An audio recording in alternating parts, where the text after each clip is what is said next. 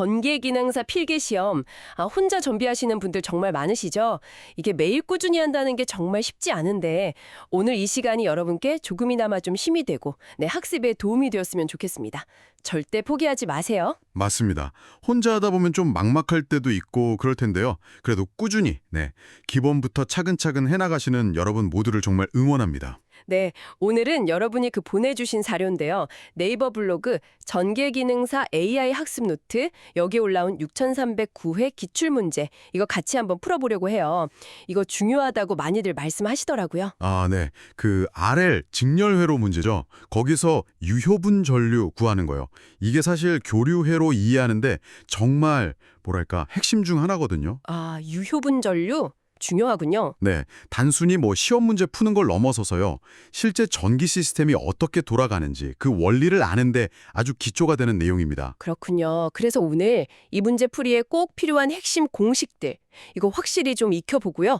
그리고 V, A, 옴 같은 단위들 있잖아요. 이게 어떻게 쓰이는지, 마지막으로 이제 실전처럼 정답 딱 골라내는 그 풀이 과정에 집중해보려고 합니다. 좋습니다. 아주 좋은 접근이에요. 그럼 먼저 그 유효분 전류라는 게 도대체 뭔지 개념부터 좀 확실히 잡고 가죠.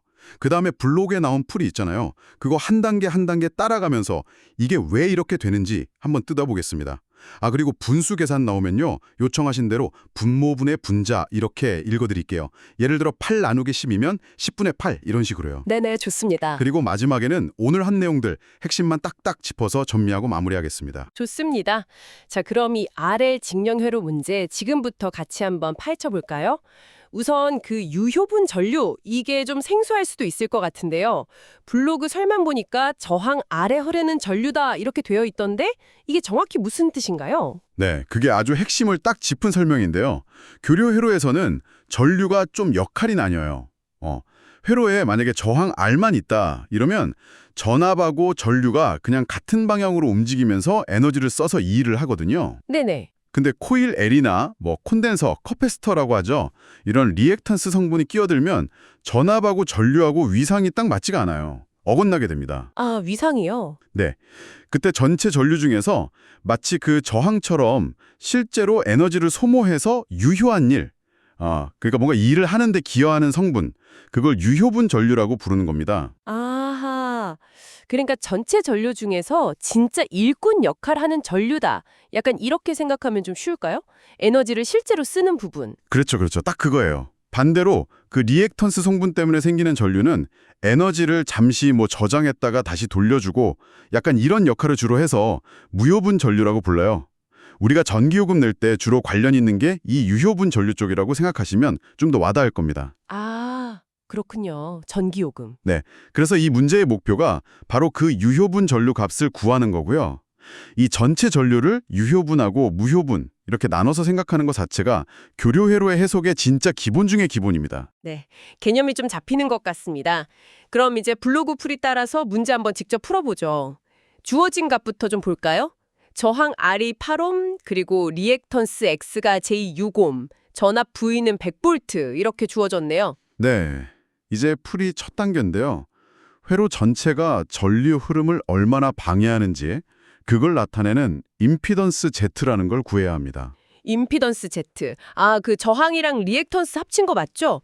공식 보니까 Z는 R 플러스 JX 이렇게 돼 있네요. 그럼 값을 넣으면 Z는 8 플러스 J6, 단위는 옴이고요. 근데 여기 J는 왜 붙는 건가요? 이게 직류 저항이랑 다른 점인가요? 오, 정확히 보셨어요. 그 J가 바로 리액턴스 성분 때문에 붙는 거고요. 수학에서는 허수 단위 I지만 전기에서는 전류기호 I랑 헷갈리니까 J를 쓰거든요.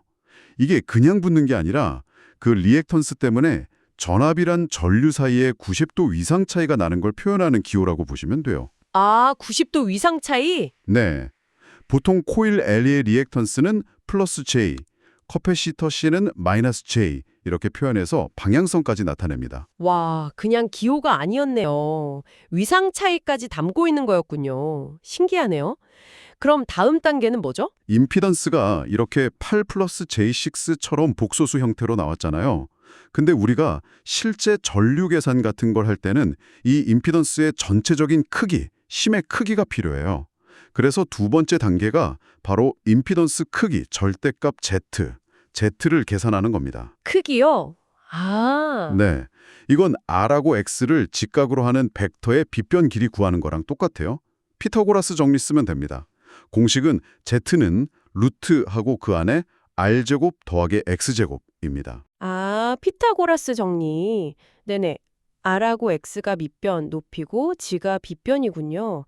그럼 값을 넣어보면 Z 이퀄 루트 안에 8의 제곱 더하기 6의 제곱이니까 8 제곱하면 64, 6 제곱하면 36, 둘이 더하면 100이네요. 그렇죠. 루트 100이면 10.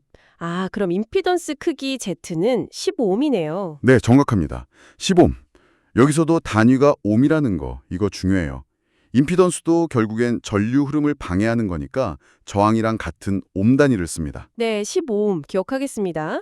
자, 이제 회로 전체 방해 정도 크기를 알았어요. 이걸로 이제 뭘 하죠? 세 번째 단계로 넘어가 보죠.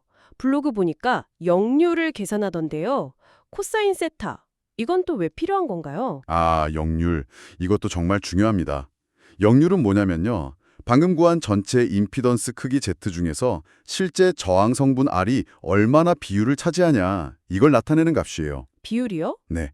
다시 말하면 회로에 공급된 전력이 얼마나 유효하게, 즉 실제로 일을 하는데 쓰이느냐를 보여주는 지표죠. 그래서 역률이라고 부르는 거고요.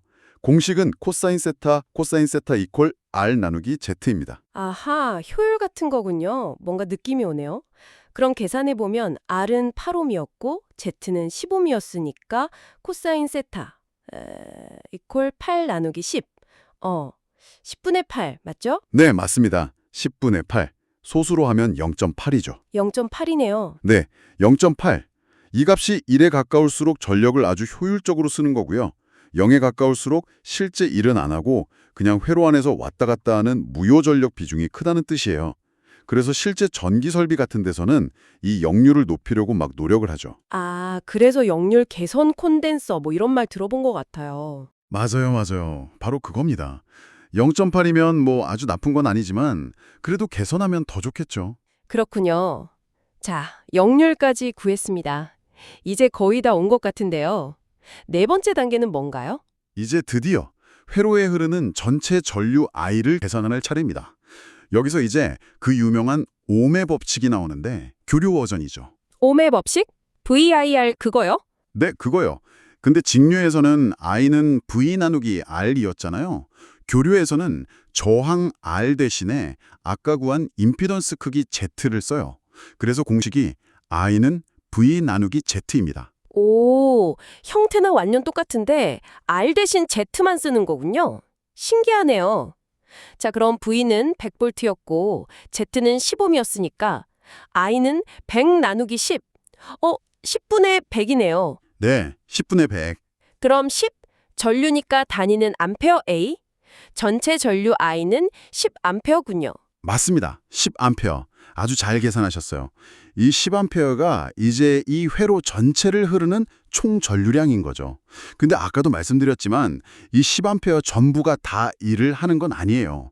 유효분, 무효분이 섞여 있는 상태죠. 단위 암페어 A 붙이는 거 좋습니다. 아주 좋아요. 네. 자, 이제 진짜 마지막 단계인 것 같습니다. 우리가 처음부터 구하려고 했던 거, 유효전류 I제, 이거 계산할 차례 맞죠?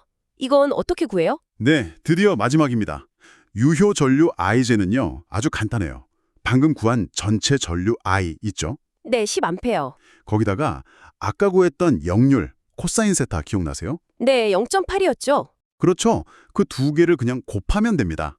공식은 IG는 I 곱하기 코사인 세타 이렇게요. 전체 전류 중에서 유효한 비율, 역률만큼만 딱 골라낸다 이렇게 생각하시면 돼요. 아하, 전체 전류에다가 효율, 역률을 곱하는 거네요. 간단한데요?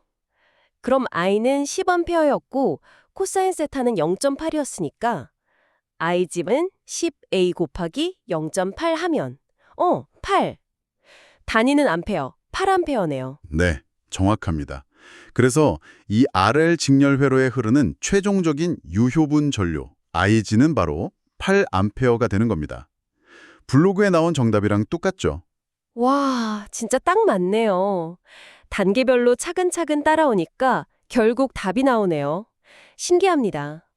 그러니까 전체 전류 10A 중에서 실제로 저항에서 일하는 전류는 8A다 이 말씀이신 거죠? 바로 그겁니다. 예. 이 8A가 저항 8옴에서 열을 내든 빛을 내든 아무튼 실제로 유용한 형태로 에너지를 소비하는 데 기여하는 진짜 전류 성분인 거고요. 나머지 성분은 주로 그 코일의 리액턴스 제2유곰 때문에 그냥 왔다 갔다 하는 무효분 전류와 관련된 거라고 보시면 됩니다. 자, 오늘 네이버 블로그 전기기능사 AI 학습 노트 6309의 문제풀이를 통해서 RL 직렬 회로의 유효 전류 계산하는 거 한번 쭉 훑어봤습니다. 오늘 내용 한번 정리해 볼까요? 유효 전류 IG를 구하려고 총 5단계를 거쳤어요. 그죠? 네.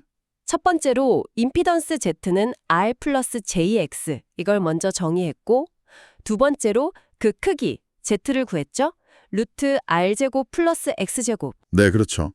세 번째는 역률 코사인 세타, 코스테타 이퀄 R 나누기 Z 이걸 구했고요. 네 번째가 전체 전류 I는 V 나누기 Z. 아, 맞아요. 그리고 마지막 5번째 단계에서 유효 전류 IG는 I 곱하기 코사인 세타 이 공식을 써서 답을 딱 구했습니다. 맞습니다. 이 5단계의 흐름하고 각 단계에서 썼던 공식들 있죠. 특히 임피던스 크기 구하는 거, 역률 구하는 거, 전체 전류, 그리고 유효 전류 구하는 거. 이 4가지 핵심 공식은 정말 꼭 기억해 두셔야 해요. 네, 공식이 중요하네요. 그리고 또 하나 중요한 게 계산할 때마다 V 볼트, A 암페아, 옴 이 단위들 정확하게 붙이는 습관이요. 이게 별거 아닌 것 같아도 실제 시험장에서는 실수 줄이는데 정말 큰 도움이 되거든요. 맞아요. 단위 하나 잘못 쓰면 그냥 틀리는 거니까요. 네. 이 RL 직렬 회로 문제는요. 전기기능사 필기 시험에 정말 자주 나오는 아주 기본적인 유형이에요. 그러니까 오늘 우리가 같이 해본 것처럼 단순히 공식만 막 외우려고 하지 마시고 각 공식이 뭘 의미하는지, 왜 이 단계에서 이걸 계산해야 하는지 그 논리적인 흐름을 이해하는 게 중요합니다. 아, 흐름을 이해하는 거. 네. 그렇게 개념을 딱 잡아두시면 나중에 숫자가 좀 바뀌거나 문제가 살짝 변형돼서 나와도 당황하지 않고 충분히 풀 수 있을 거예요. 그리고 좀 더 크게 보면 이런 기본적인 회로 해석 능력이 있어야 나중에 실제 전기 설비가 얼마나 효율적으로 돌아가는지, 어떻게 에너지를 절약할 수 있는지 이런 것들을 이해할 수 있는 바탕이 되는 거고요. 네. 혼자 공부하시는 분들, 정말 힘들고 때로는 좀 막막하게 느껴지실 수도 있을 텐데요. 그래도 이렇게 문제 하나하나 풀어가면서 성취감 느끼는 그 경험 자체가 정말 큰 힘이 되고 실력이 될 겁니다. 오늘 저희가 함께한 이 시간이 여러분 합격하시는 길에 작은 디딤돌 하나 놓아드린 셈이 되었으면 좋겠습니다. 정말 포기하지 마시고 끝까지 화이팅 하세요. 네. 마지막으로요. 오늘 배운 거 가지고 한번 좀 더 생각해 볼 만한 질문 하나 던져볼까 하는데요. 오, 질문이요. 네. 오늘 문제에서는 전압, 저항, 리액턴스 값이 딱 주어졌었잖아요. 근데 만약에요. 이 회로에 들어가는 교류 전압의 주파수 F가 바뀐다면 어떻게 될까요? 주파수가 변하면 그 코일의 리액턴스 값 X는 2πfL 이거 기억나시죠? 이게 어떻게 변할까요? 아, 주파수가 바뀌면 리액턴스 값이? 네. 그럼 그 리액턴스 값이 변하면 오늘 우리가 계산했던 임피던스 크기 Z나 역률 코사인 세타, 또 전체 전류 I, 그리고 최종적으로 구한 유효 전류 IZ 값은 각각 어떻게 달라질지 한번 스스로 따져보시면 어떨까요? 아마 이 질문의 답을 찾아보는 과정에서 여러분의 이해가 한 단계 더 깊어질 거라고 생각합니다.